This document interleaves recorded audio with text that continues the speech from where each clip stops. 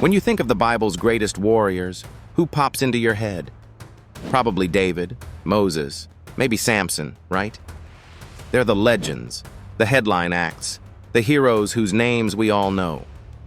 Their stories are epic tales of faith, strength, and straight-up divine power.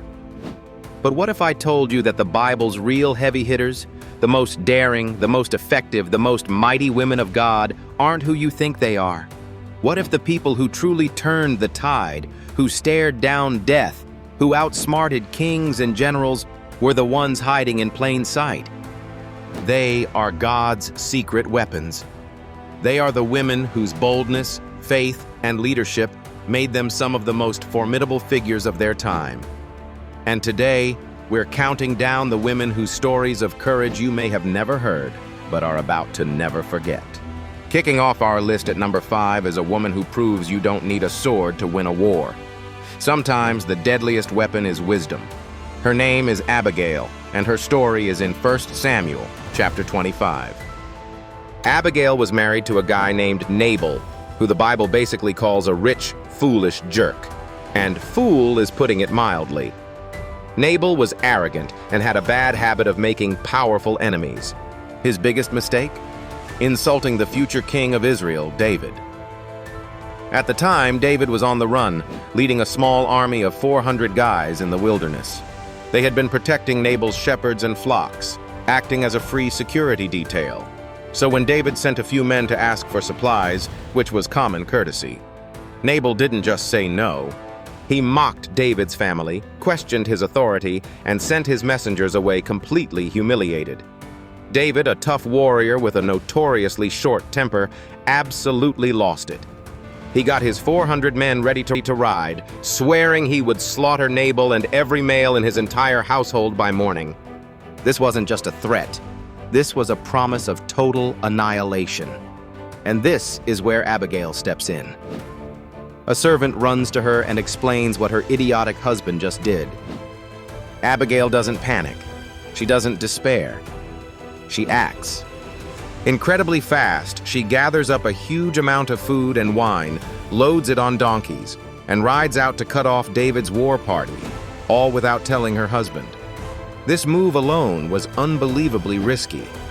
She was openly defying her husband and riding straight toward an enraged warlord about to commit a massacre. When she met David, she didn't just hand over the food. She fell at his feet, took all the blame for her husband's actions, and gave one of the most brilliant and persuasive speeches in the entire Bible. She appealed to David's destiny, reminding him that God had chosen him to be king and that he shouldn't ruin it by staining his hands with needless blood. She basically told him, "You're destined for greatness. Don't let this one idiot derail your divine purpose." And it worked. David was completely disarmed. He was so blown away by her wisdom and guts that he literally praised God for sending her. Abigail didn't just save her family. She saved David from his own rage and from committing a horrific sin. She turned away an entire army with nothing but courage and smart words. That is a whole different kind of powerful woman. Our next woman wasn't a queen or a noble. In fact, her reputation was the exact opposite. But her story shows that courage pops up in the most unexpected places. At number 4, we have Rahab, the woman who risked it all for a faith she was just discovering. You can find her story in the book of Joshua, chapter 2. Rahab was a prostitute living in the walled city of Jericho, which was the first major target for the Israelite army as they moved into the Promised Land. To put it lightly, the people of Jericho were terrified. They'd all heard the stories about the Israelites' God, how he parted the Red Sea and helped them crush powerful kings. Fear had a death grip on the city. Into this powder keg, the Israelite leader, Joshua, sent 2 spies to scout the city's defenses. It was a critical mission, but they were spotted almost immediately. Someone told the king of Jericho that Israelite spies were in town, and he sent guards straight to the one place they were hiding, Rahab's house, which was built right into the city wall. When the king's men start banging on her door, demanding she hand over the spies, Rahab has a life or death choice. Give them up and she's safe. Hide them and she's a traitor, which is a death sentence. Rahab made her choice. She hid the two men on her roof and then coolly lied right to the guards' faces, telling them the spies had already left and sending them on a wild goose chase. As soon as they were gone, she went to the spies and laid her cards on the table. She confessed she believed in their God, saying, "The Lord your God is God in heaven above and on the earth below." She'd heard the stories and she believed. Then she cut a deal. In exchange for her help, they had to spare her and her entire family when the city fell. The spies agreed. They told her to hang a scarlet cord from her window. When the army attacked, that cord would be the signal to spare everyone inside. Rahab then lets them down by a rope through her window, giving them a secret exit out of the locked-down city. When Jericho fell, every man, woman, and child was killed. But in the middle of all that destruction, one house stood untouched, marked by a single red rope. Rahab's incredible act of faith not only saved her family, but landed her a place in history. This woman, an outcast in her own city, became an ancestor of King David and, eventually, of Jesus Christ himself. These stories are pretty incredible, right? They completely challenge what most of us think we know about the heroes of the Bible. If you're finding this as inspiring as I do, go ahead and hit the like button and subscribe for more deep dives into the stories you thought you knew. It really helps us bring more of these incredible hidden histories to light. All right, on to number 3. While Abigail won with diplomacy and Rahab with spycraft, our next woman was a leader in every sense of the word, a prophet, a judge, and a military strategist. This is Deborah, and her epic story is in Judges, chapters 4 and 5. In Deborah's time, things were bad for Israel. For 20 years, they'd been brutally oppressed by a Canaanite king named Jabin and his terrifying commander, Sisera. And Sisera had 900 iron chariots. In the ancient world, iron chariots were basically tanks, a seemingly unbeatable weapon that struck terror into foot soldiers. But Israel had Deborah. She was their leader, the only female judge in the entire Bible. People would come to her for wisdom and to hear God's word. But God had a bigger job for her. He gave her a direct command. It was time to fight back.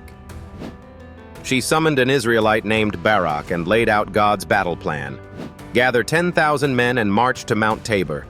God promised he would lure Sisera and his unstoppable chariots into a nearby river valley and hand them over to Israel. Barak, however, was terrified. The thought of facing 900 iron chariots felt like a suicide mission. So he gave Deborah an ultimatum. "If you go with me, I will go. But if you don't go with me, I won't go." He was so scared. He needed her there as a visible sign of God's authority. Deborah's response was legendary. She agreed to go, but she hit him with a stinging prophecy. Because he hesitated, the honor for the victory wouldn't go to him. The glory of taking down the fearsome commander Sisera would go to a woman. True to her word, Deborah went with the army, standing with Barak and the 10,000 troops. Just as God promised, a massive rainstorm broke out. The Kishon River flooded the valley, turning the battlefield into a muddy trap. The Canaanites' greatest weapon, their chariots, got hopelessly stuck in the mud, making them useless. The Israelite army destroyed them. Deborah wasn't just a cheerleader. She was a commander whose faith inspired a terrified man to lead an army, and she stood with them in the face of impossible odds. Her leadership and courage freed her people from 2 decades of oppression. Deborah's prophecy, that a woman would get the glory for the victory, brings us to our number 2 spot. Because while Deborah was the leader, the final, fatal blow was struck by another woman in one of the most brutal and shocking moments in the entire Bible.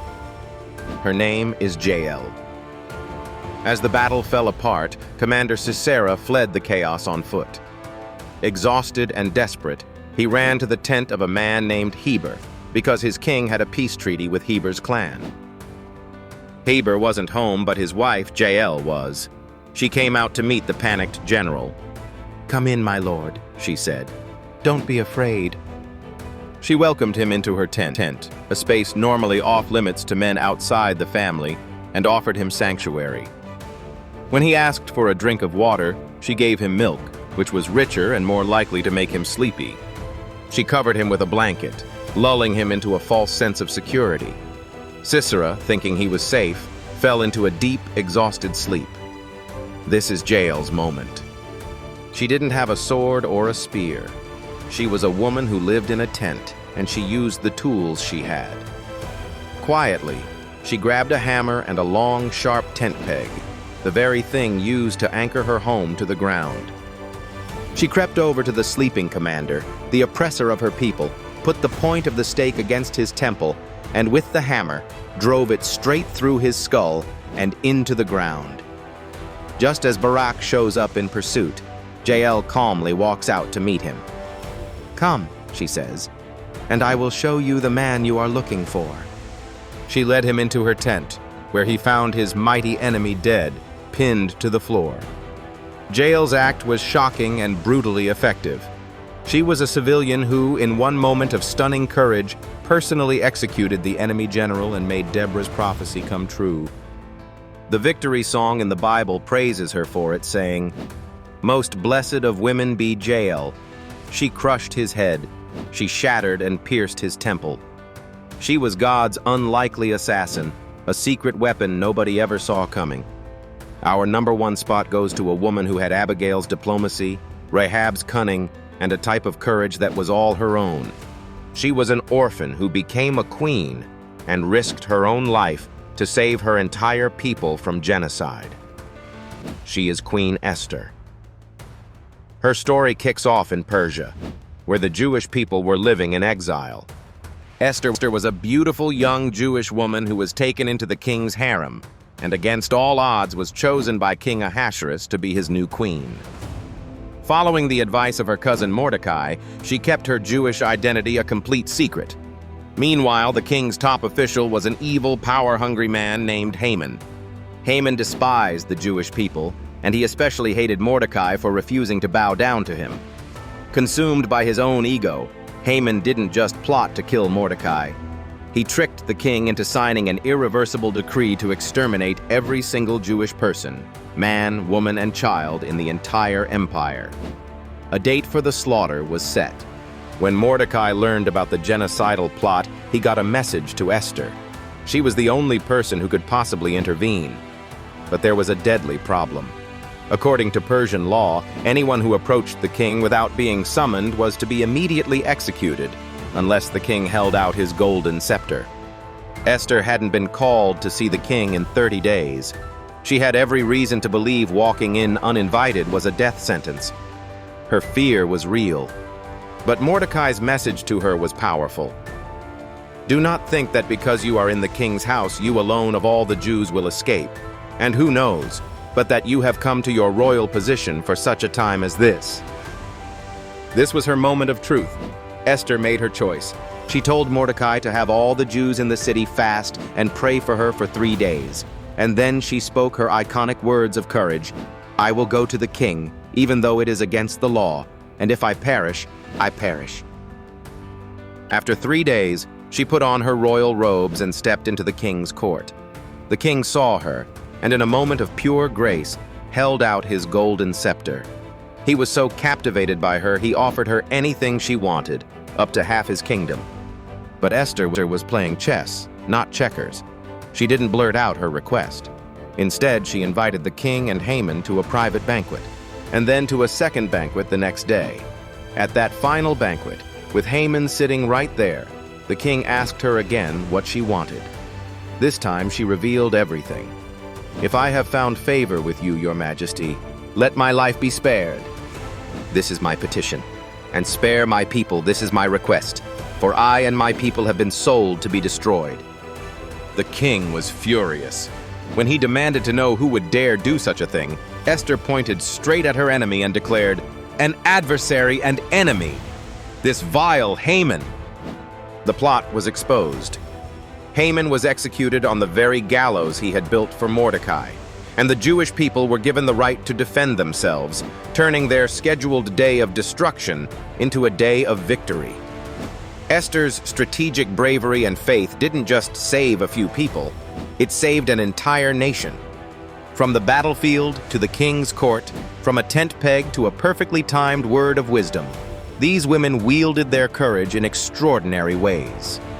They are Deborah, the leader who rallied a nation; Jael, the warrior who struck the final blow; Abigail, the diplomat who stopped a war before it began; Rahab, the outcast who became a hero of faith; and Esther, the queen who stared down death to save her people. Their stories show us that strength isn't just about muscle. It's about wisdom, quick thinking, strategic patience, and unshakable faith. They were God's secret weapons, rising from the margins to change the course of history. Their boldness reminds us all that courage isn't the absence of fear, it's acting in spite of it. They prove that heroes can come from anywhere, and leadership isn't limited by gender, status, or what society expects. These women weren't just God's most powerful women of the Bible, they were some of the most pivotal and courageous figures in the entire biblical story, period. Who is the most inspiring woman in the Bible to you? Let me know in the comments below. Thanks for watching.